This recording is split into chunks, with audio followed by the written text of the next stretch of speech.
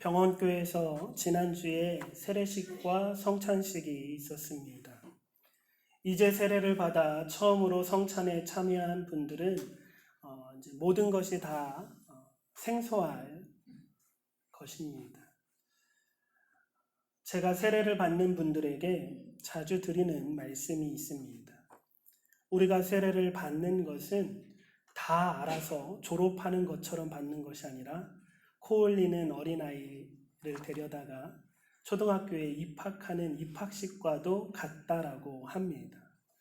왜 이런 말을 자주 하냐면 세례받는 많은 분들이 세례를 받기 전에 이와 같은 질문을 저에게 많이 합니다. 아는 게 하나도 없는데, 아는 게 없는데 벌써 세례 받아도 됩니까? 라고 많은 질문을 해옵니다. 어린아이가 초등학교에 입학하는 것은 무엇을 알아서 하는 것이 아니라 이제 초등학교에 입학해서 배우고 알아가기 위하여 입학하는 것입니다. 또 이와 같은 말씀도 많이 드립니다.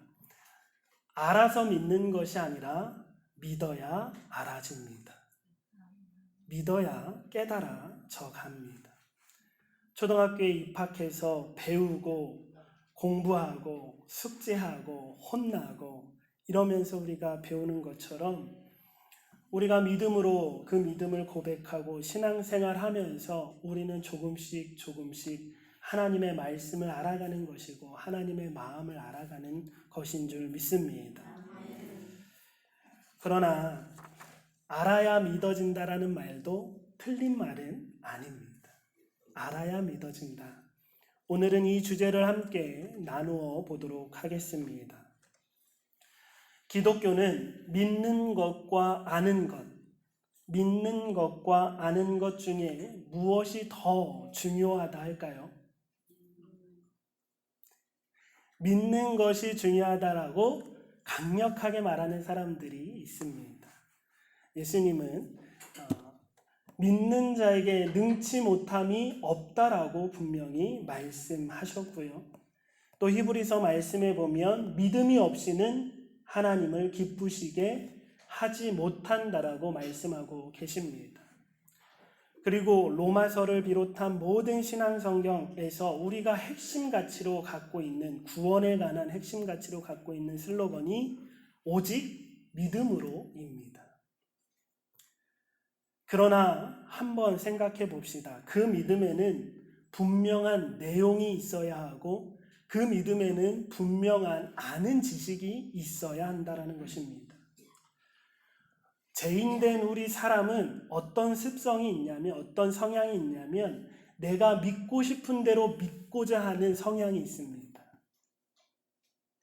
믿는다고 말하지만 사실은 내가 믿고 싶은 대로 믿는 거예요. 믿었던 남편에게, 믿었던 아내에게 실망하는 이유가 어디에 있습니까? 내가 믿는 남편다움에서 미치지 못할 때, 내가 믿는 아내다움에서 거기에 미치지 못할 때에 우리는 실망합니다. 내가 생각하고 있는 남편은 이래야 해. 내가 생각하는 아내는 이러해야 해. 라고 우리는 결혼하기 전에 그러한 꿈을 갖고 있죠. 그리고 그 믿음의 대상을 그렇게 믿습니다. 그래서 우리는 이러한 실수를 합니다. 아내를 그 아내된 사람 자체로 믿는 것이 아니라 남편을 그 사람 그대로 받아들이고 믿는 것이 아니라 내가 생각하는 대로 믿는 것입니다. 그리고 그 믿음이 강하면 강할수록 우리는 그 믿음에 실망하고 그 믿음 때문에 상처를 받습니다.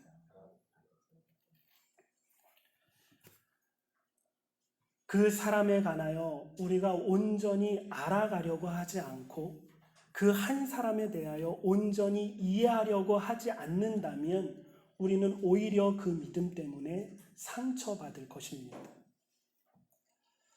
하나님을 믿으십니까? 하나님을 믿으십니까? 하나님은 나에게 어떠한 하나님이어야 한다고 믿으시나요? 혹 그것이 진짜 하나님의 모습이 아니라 내가 막연하게 생각했다. 내가 하나님은 이래야 돼. 하나님이라면 이러면 안 돼. 라는 그러한 믿음이지 않습니까? 그와 같은 지식 없는 믿음이 우리 안에 있다면 그 믿음은 강하면 강할수록 상처받을 수밖에 없고 그 믿음은 언젠간 불신앙으로 돌변하는 경우가 너무나 많이 있습니다.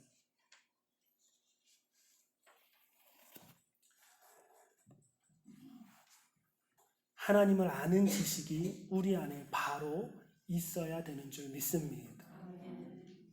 반대로 지식이 정말로 중요하다라고 말하는 사람들이 있습니다. 이 사람들은 지식은 정말 많이 알고 있습니다. 신학과, 철학과, 과학과, 사회학, 인문학, 두루두루 너무나 많은 지식을 갖고 있어요. 최근에 이러한 너무나 많은 지식을 갖고 있는 분들과 이야기하고 직접 그들의 이야기를 들었던 경험이 있습니다. 그들은 믿음만 강조하고 무식한 말을 하고 발언을 하는 교회와 목사와 성도를 비판합니다. 근데 그들의 말을 들으면서 저에게는 이러한 생각이 들었습니다. 이분들은 정말 말씀을 믿는 거 맞아? 이분들 안에 정말 믿음이 있는 걸까? 그들의 이야기를 듣고 있자니 성경을 너무나 이성적으로만 풀고 해석해서 이해하려는 경향을 보게 되었습니다. 믿음이 없는 성경 지식은 더욱 깊은 미궁으로 들어갈 수밖에 없습니다. 믿음으로 아멘 할 때 그 하나님의 말씀이 우리에게 역사되어질 텐데 아멘으로 믿음으로 받지 못하고 그냥 지식적으로 이 성경을 파고드니까 결국에는 그 성경을 편집하기에 이르게 됩니다. 성경을 편집한다. 현대신학, 특히 자유주의 신학에서 그와 같은 작업들을 합니다.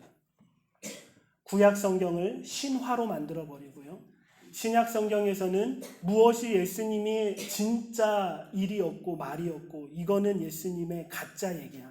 제자들이 꾸며낸 얘기야 라고 기준이 어디 있는지 저는 모르겠어요. 자기들끼리 그것을 다 짜맞춰서 신약 성경에서 진짜인 것만 납두고요. 내버려 두고 남겨두고 나머지는 다 지워버립니다.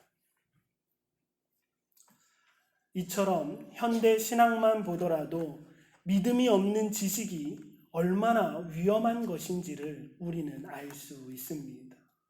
신학자들 뿐만 아니라 교회 안에서도 이와 같은 부류의 성도님도 분명히 계십니다. 믿음이 아니라 지식으로 신앙생활을 하는 겁니다. 하나님의 말씀대로 믿음이 없이는 하나님을 기쁘시게 하지 못하는 것이 확실하다 저는 생각합니다. 온전한 사람, 온전한 신앙, 온전한 그리스도인이란 믿는 것과 아는 일이 하나 되는 것인 줄 믿습니다.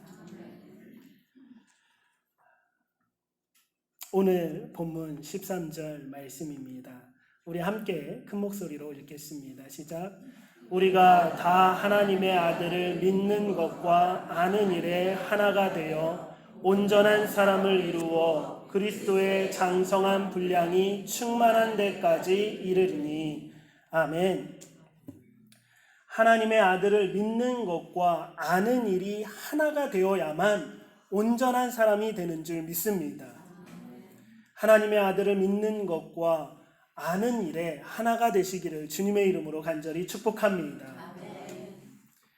그러면 두 번째로 우리가 생각해 봐야 할 질문이 있습니다. 믿는 것과 아는 것에는 순서가 있을까요? 무엇이 우선되어져야 하는 것이 있을까요? 제가 세례받는 분들에게 자주 이런 말을 드린다고 했잖아요. 알아서 세례받고 알아서 믿는 게 아니라 믿으면 알아집니다. 믿으면 깨달아집니다. 이 말에 동의하십니까? 오늘 본문 말씀처럼 어떤 순서가요. 하나님 아들을 믿는 게 먼저 나왔고요. 그 다음에 그 믿는 하나님의 아들 예수 그리스도를 알아가는 일에 힘써라. 알아가는 일에 하나가 되어라. 라고 말씀하신 것처럼 말입니다. 그러나 꼭 그렇지만은 않습니다. 요한일서 4장 6절 말씀에 보니까요. 하나님이 우리를 사랑하시는 그 사랑을 우리가 어떻게 했다고요? 알고 믿었대요. 오늘 본문 말씀과는 반대로 말씀하고 계십니다. 믿고 알아가는 것, 요한일서에는 알고 믿는 것. 아는 것이 먼저라고 말씀하십니다. 하나님에 관하여, 예수님에 관하여, 예수님이 십자가에 죽으신 그 복음에 관하여 우리가 듣지도 못하고 알지도 못했다면 어찌 믿음이 생길 수 있겠습니까? 그래서 바울은 로마서에서 그 전도자의 발걸음이 얼마나 귀한 것인지를 이렇게 논리적으로 묻고 있습니다. 누구든지 주의 이름을 부르는 자는 구원을 받으리라. 그런즉 그들이 믿지 아니하는 이를 어찌 부르리요? 듣지도 못한 이를 어찌 믿으리요? 전파하는 자가 없이 어찌 들으리요? 보내심을 받지 아니하였으면 어찌 전파하리요? 기록된 바 아름답도다 좋은 소식을 전하는 자들의 발이여 함과 같으니라. 아멘. 이 한국 땅에 전도자의 발걸음이 없었다면, 선교자의 그 어눌한 한국어로, 어눌한 조선어로 그 복음을 전파하지 않았다면 어찌 이 땅에 복음이 심겨질 수 있었겠습니까? 듣고 알아야 예수님을 믿을 수 있지 않겠습니까? 그런데 안다고 다 믿어지는 것은 아닙니다. 믿어야 알아집니다. 다시 한번 질문합니다. 믿는 것과 아는 것 무엇이 먼저입니까? 정답은 없습니다. 왜냐하면 질문 자체가 무의미하기 때문입니다. 질문이 잘못됐다라는 것이 아니고 그 질문 자체가 의미가 없는 거예요. 무엇이 먼저냐? 좀 지저분한 말씀을 드리겠습니다. 제가 어렸을 때, 초등학교 때 장난삼아 이런 질문을 했습니다. 친구들한테, 야야, 화장실에 변소에 가면 똥 먼저 싸게, 사람이 똥 먼저 싸게, 오줌 먼저 싸게. 그러면 친구가 곰곰이 생각합니다. 이제 과거를 뒤돌아보는 거예요. 자기는 변소에 가면 어떻게 했는지를 곰곰이 생각하는 거예요. 그러면 그 순간 먼저 선수를 쳐서 이렇게 말하는 거예요. 에이 바보야, 급한 거부터 싸지. 질문에 의미가 없는 거예요, 이게. 똥 먼저 싸냐? 오줌 먼저 싸냐? 자전거를 탈 때 페달을 밟아야 하는데요. 오른발부터 밟아야 할까요? 왼발부터 밟아야 할까요? 오른발? 네, 오른발 한 표. 왼발부터 밟아야 된다. 페달이 올라와 있는. 네, 페달이 올라 있는 쪽. 이 질문도 의미가 없는 질문이죠. 오른발부터 밟나, 왼발부터 밟나, 그게 무엇이 중요합니까? 자기한테 익숙한 발로 밟아 나가면 됩니다. 그런데 중요한 건 그 다음 부에 있는 거예요. 오른발로 밟으면 그 순간 따라서 왼발이 밟아야 하는 거예요. 왼발부터 시작했다고 해도 그 순간 밟는 순간 또 무엇이 따라서 밟아야 합니까? 오른발이 따라와서 밟아줘야 하는 거예요. 혹시 한 발로 자전거를 타보신 적 있으십니까? 가능할까요? 한 발로만 페달을 밟아서 자전거를 탈 수 있을까요? 어떤 묘기를 부리는 사람은 가능할지 모르지만 절대로 자연스러운 자전거 타는 모습이 아닐 것입니다. 오른발로 시작했든 왼발로 시작했든 그 자전거의 페달은 번갈아가며 그 리듬을 맞추어 함께 밟아줘야 자전거를 탈 수 있다라는 것입니다. 믿는 것과 아는 것이 하나 된다라는 것이 바로 그와 같은 줄 믿습니다. 믿어야 알게 되고 알아야 믿게 됩니다. 우리의 신앙의 성숙은 아는 만큼 믿어져 가는 거고 믿는 만큼 알아져 가는 줄 믿습니다.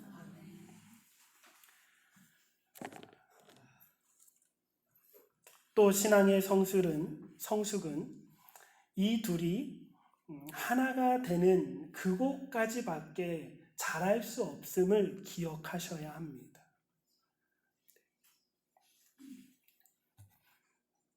우리 하나 더 넘겨주시겠어요?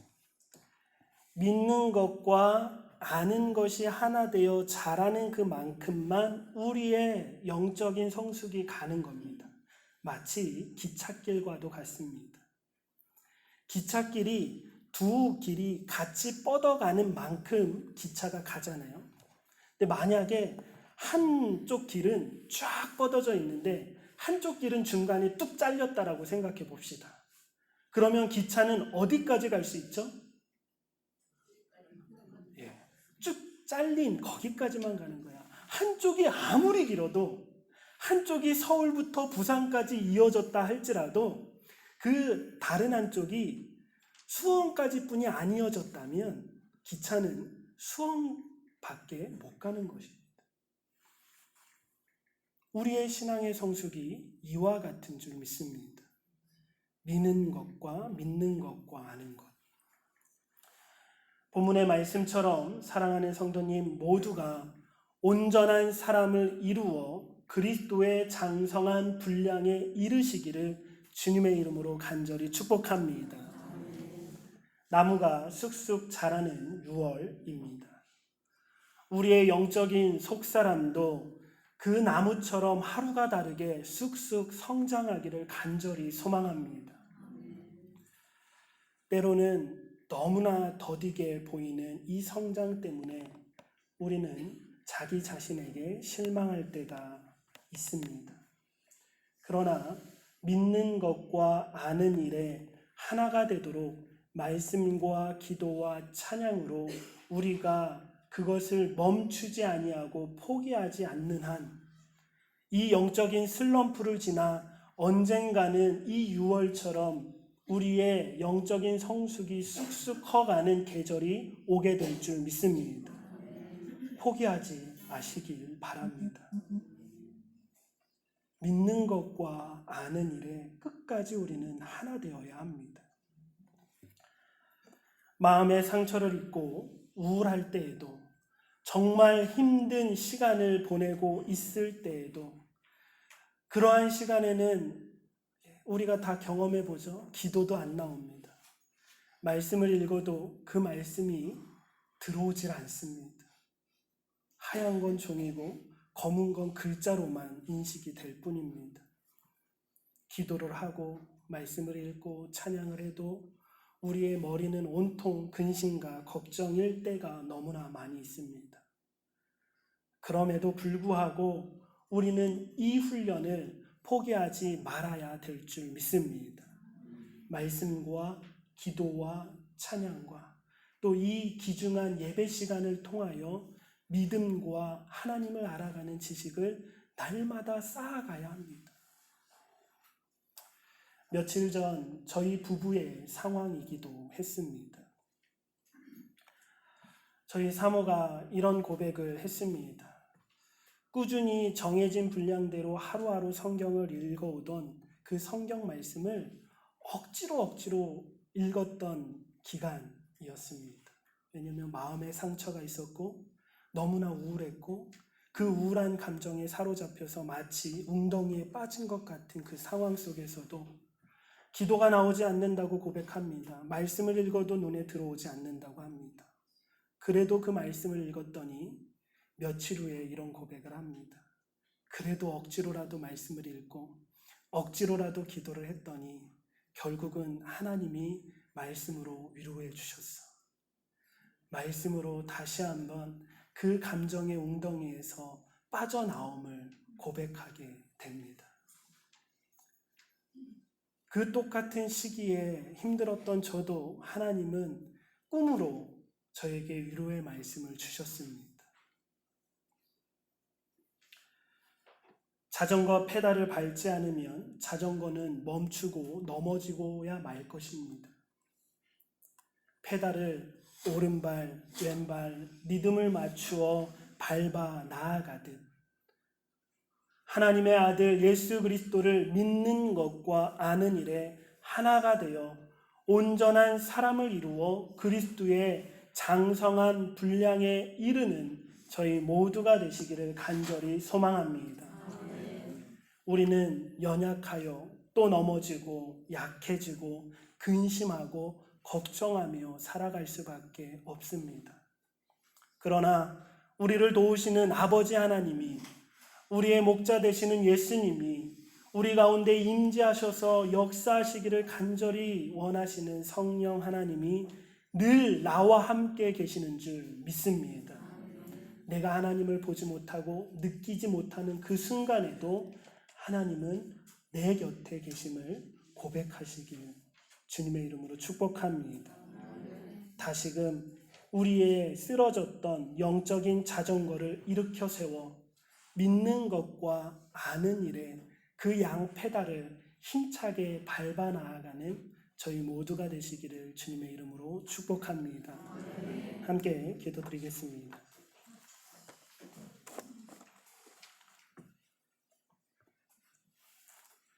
하나님,